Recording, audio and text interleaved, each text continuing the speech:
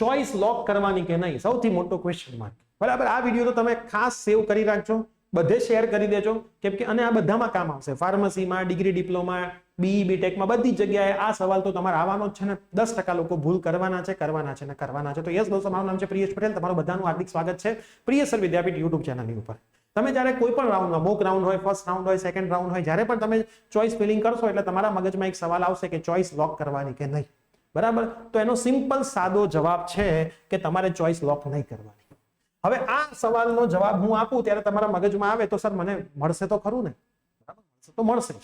માની લો કે છેલ્લી તારીખ તમારી 10 હોય ચોઈસ ફિલિંગ કરવાની, અને 13 તારીખે રિઝલ્ટ આવવાનું હોય, તો જ્યારે રિઝલ્ટ આવવાનું હશે એની પહેલા ગમે ત્યારે તમારી ચોઈસ ઓટોમેટિક લોક થઈ જશે. ઘણા બધા લોકો શું કરશે, 10 તારીખે રાઉન્ડ પતી ગયો, 11 જોશે, ચોઈસ લોક નથી થઈ, પ્રિયેશ તમને મેસેજ કરશે, સર હજી ચોઈસ લોક નથી થઈ, મને બહુ ડર લાગે છે. 11 તારીખ તો એમનેમ ગઈ, 12 તારીખે ફરીથી જોશે, પ્રોફાઇલ ઓપન કરી, મને પાછો મેસેજ કરશે, સાહેબ તમે તો જવાબ નથી આપતા, તમે તો કીધું તું ચોઈસ લોક નહીં કરવાની, મેં તો ચોઈસ લોક ના કરી, હજી 12 તારીખ થઈ, એસીપીસી મારી લોક નથી કરી, પછી મને મળશે નહીં, મારા જીવનનો સવાલ છે, મારી જિંદગીનો સવાલ છે, તમે મને ખોટું માર્ગદર્શન આપીને એ બધું લાંબુ લખશે. 13 તારીખે રિઝલ્ટનો દિવસ, સવારે પાછું અંદર જઈને જોશે, પાછો મને મેસેજ આવશે, અને એ વખતે તો બહુ બધું લખ્યું હશે જે હું બોલી નહીં શકું, હું રિપ્લાય નહીં આપું એમાં, કેમ કે મને ખબર છે થવાની છે. રિઝલ્ટ આવશે 13 તારીખે બપોરે 2-3 ગમે તેટલા વાગે, ગમે તે તારીખ છો તો હું ગમે તે તારીખ લઉં છું. એ રિઝલ્ટ જ્યારે આવવાનું હોય ત્યારે એસીપીસી એની થોડીક વાર પહેલા જ બધી ચોઈસ લોકોની લોક કરી નાખે, જેની અનલોક હોય ઓટોમેટિક પ્રોસેસ છે, લોક થઈ જાય અને તમારું રિઝલ્ટ બને.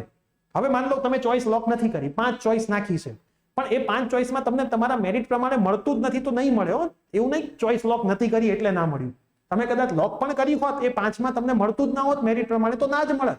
બરાબર, ચોઈસ લોક કરો કે ના કરો, તમે નાખેલી કોલેજમાં મેરિટ પ્રમાણે મળતું હોય તો મળશે. અને પછી એ ભાઈને મળી જશે, મેસેજ આવશે, સાહેબ સોરી મારથી ભૂલ થઈ ગઈ, મેં તમને આવું બધું લખી નાખ્યું. તો હું તમને કહું છું ચોઈસ લોક કરો ના કરો, 10 તારીખ પછી પ્રોફાઇલ ખોલીને જોવાનું જ નહીં. હું જ્યારે મેસેજ નાખું ભાઈ આવી ગયું છે રિઝલ્ટ ત્યારે જોવાનું, નહીં તો તમારું ટેન્શન જાતે ને જાતે તમે જ વધારશો. હવે લોક કરી દો પછી શું થાય, અનલોક કરવા માટેની પ્રોસેસ હોય છે. મેં આજ સુધી કોઈની પ્રોફાઇલમાં જઈને ચોઈસ લોક નથી કરી, મેં પોતે આજ સુધી એવું મેં હળી કરી જ નથી, એટલે મને નથી ખબર શું કરવાનું. પણ અમુક લોકોએ મને કીધું છે સ્ટુડન્ટ્સે કે સાહેબ જ્યારે લોક કરીએ ને પછી અનલોક કરવા માટે પાસવર્ડ ને એવી બધી પ્રોસેસ છે, કરો એટલે અનલોક થાય.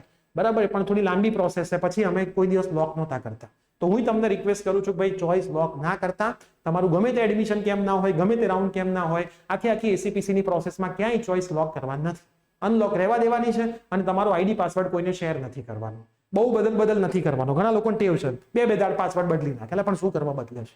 બરાબર, તમે કોકને આપો તો બદલો, નથી આપતા શું કરવા બદલો છે? બરાબર, એટલે આઈડી પાસવર્ડ પણ બહુ બદલવો નહીં, ને તો યાદ નહીં રહે, પાછી તમને જફા છે, ઓટીપી નહીં આવે, ના નહીં આવે, બહુ તકલીફો છે.